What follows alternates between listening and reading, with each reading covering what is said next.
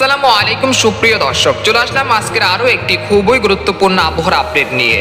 আজ 30শে আগস্ট শুক্রবার কেমন থাকতে পারে আগামী 24 ঘন্টার আবহাওয়া।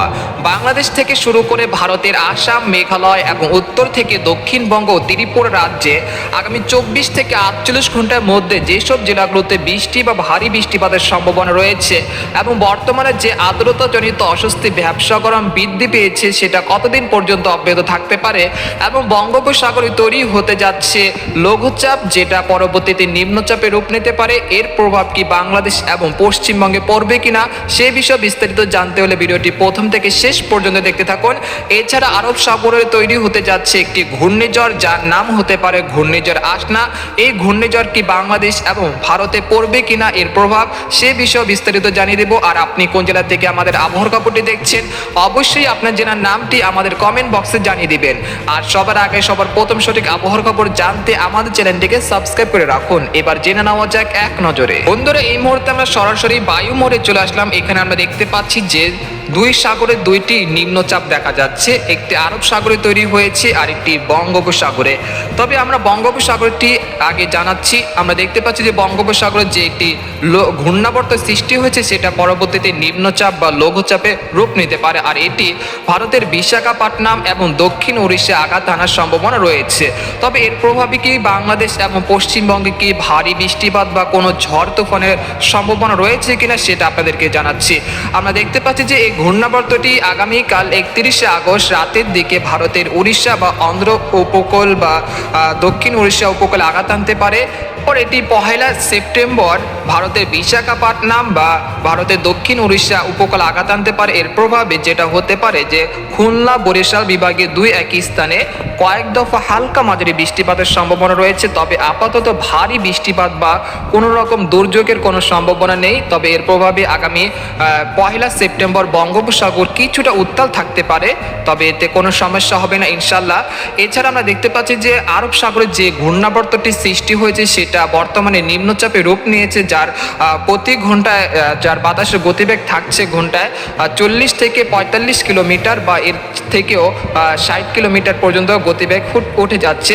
এটা আগামী 24 থেকে 48 ঘন্টার মধ্যে একটি সাধারণ ঘূর্ণিঝড়ের রূপ নিতে পারে। যদি এটি ঘূর্ণিঝড়ের রূপ নেয় তাহলে এর নাম হবে ঘূর্ণিঝড় আসনা, আর এটি বাংলাদেশ আবার ভারতীয় আঘাত হানার সম্ভাবনা নেই।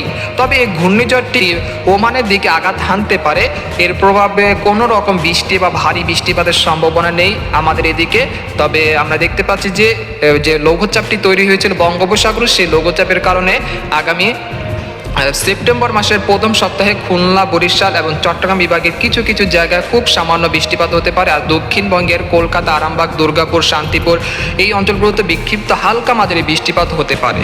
এরপর যে আমরা সরাসরি উপগ্রহের চিত্রে চলে আসলাম। এখানে আমরা দেখতে পাচ্ছি যে দেশের অধিকাংশ জেলার আকাশ প্রায় পরিষ্কার রয়েছে এবং অস্বস্তিকর ভ্যাবসা গরম বা আর্দ্রতাজনিত অস্বস্তি রয়েছে এবং রোদ ঝলমলে আকাশ রয়েছে। কোথাও তেমন বৃষ্টিপাতের সম্ভাবনা দেখা যাচ্ছে না। তবে রাজশাহী বিভাগের রাজশাহী, পাবনা, তারাস, সিংড়া, লালপুর, তারপর বিরামপুর, তারপর রয়েছে বগুড়া, পুটিয়া এই অঞ্চলে খুব সামান্য হালকা বজ্র বৃষ্টি চলছে। তবে এই বৃষ্টিতে কোনো শান্তির খবর নেই।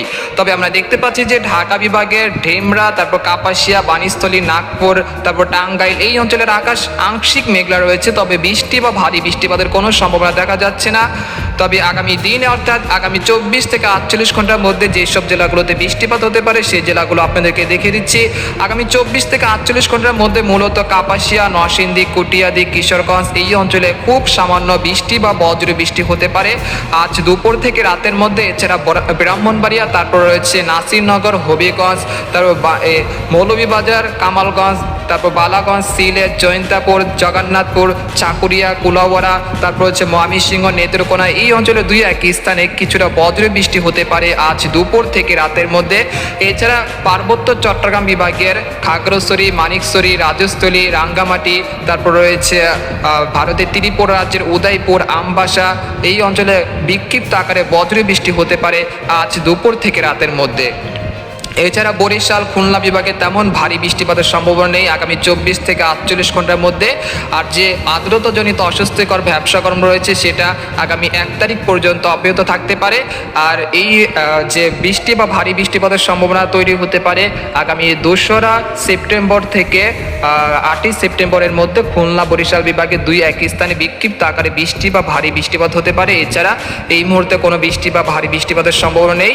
তবে আজ দুপুর থেকে রাতের মধ্যে রাজশাহী, সিংড়া, পাবনা, মেহেরপুর, শাইলকুপা, তারপর হচ্ছে চাঁপাইনবাবগঞ্জ এই অঞ্চলগুলোতে বিক্ষিপ্ত বজ্র বৃষ্টি হতে পারে। আর দক্ষিণবঙ্গের আমরা দেখতে পাচ্ছি যে চন্দননগর, কলকাতা, কলাঘাট, হলদিবাড়ি, খড়গপুর, পূর্ব ও পশ্চিম মেদিনীপুর, উত্তর ও দক্ষিণ 24 পরগনা, তারপর বর্ধমান, শান্তিপুর, বানকরলিয়া, পুরুলিয়া এই অঞ্চলের আকাশ প্রায় পরিষ্কার রয়েছে বাংলাদেশের মতোই। তবে বৃষ্টি বা ভারী বৃষ্টিপাতের সম্ভাবনা দেখা যাচ্ছে না। আর আর্দ্রতাজনিত অস্বস্তি ভ্যাবসা গরম রয়েছে ঘামযুক্ত, সেটা অব্যাহত থাকতে পারে আগামী 1 তারিখ পর্যন্ত। এরপর 2 তারিখ থেকে কিছুটা পরিবর্তন আসতে পারে আবহাওয়াতে। সেই সময় বিক্ষিপ্ত হালকা গুড়ি গুড়ি বৃষ্টিপাতের সম্ভাবনা থাকছে, যেহেতু আরব বঙ্গোপসাগরে একটি লঘুচাপ সৃষ্টি হয়েছে। সেটা আগামী 1 সেপ্টেম্বর সেটা ভারতের বিশাখাপট্টনম বা দক্ষিণ উড়িষ্যা আঘাত আনতে পারে। এর ফলে কিছুটা বৃষ্টিপাত হতে পারে দক্ষিণবঙ্গ এবং দক্ষিণ বাংলার খুলনা, বরিশাল এবং চট্টগ্রাম বিভাগের বেশ কিছু অঞ্চল। আর ময়মনসিংহ, সিলেট বিভাগের কিছু কিছু জায়গায় বিক্ষিপ্ত বৃষ্টিপাত হতে পারে এই সময়গুলোতে। এছাড়া আপাতত কোনো ভারী বৃষ্টিপাতের সম্ভাবনা আমরা দেখতে পাচ্ছি না। এই যে মেঘটি তৈরি হয়েছে সেটা যদি শক্তি ধরে রাখে তাহলে আজ দুপুরের দিকে ভারতের মুর্শিদাবাদ, কৃষ্ণনগর এই অঞ্চলগুলোতে বিক্ষিপ্ত হালকা মাঝারি বৃষ্টিপাত হতে পারে বজ্রপাত সহ। আর রংপুর বিভাগের কথা বলতে গেলে আমরা দেখতে পাচ্ছি রংপুর বিভাগ লাগছে যে একটি রোদের কাছে বা একটি রোদ ঝলমলে আকাশ রয়েছে, কোনো বৃষ্টি বা ভারী বৃষ্টিপাতের সম্ভাবনা নেই। একটি অস্বস্তিকর আবহাওয়া বিরাজমান রয়েছে রংপুর বিভাগ জুড়ে। তবে আপাতত কোনো বৃষ্টি বা বজ্র বৃষ্টির সম্ভাবনা দেখা যাচ্ছে না। তবে আমরা দেখতে পাচ্ছি দিনাজপুর, ঠাকুরগাঁও, পঞ্চগড়, তেঁতুলিয়া, রংপুর, কুড়িগ্রাম, চিলমারি এই অঞ্চলের আকাশ প্রায় পরিষ্কার রয়েছে। তবে বৃষ্টি বা ভারী বৃষ্টিপাতের কোনো সম্ভাবনা দেখা যাচ্ছে না আগামী 24 ঘন্টার মধ্যে। এরপর আপনাদেরকে জানিয়ে দিচ্ছি যে আগামী 10 দিনে কোন কোন জেলাগুলোতে ভারী বৃষ্টিপাতের সম্ভাবনা থাকছে সেটা আপনাদেরকে দেখিয়ে দিচ্ছি।